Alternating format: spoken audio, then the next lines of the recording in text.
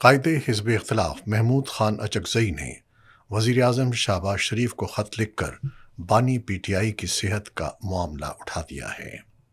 خط میں مطالبہ کیا گیا ہے کہ اڈیالہ جیل میں بانی پی ٹی آئی کا مکمل طبی معائنہ ان کے ذاتی معالجین کے ذریعے کرایا جائے۔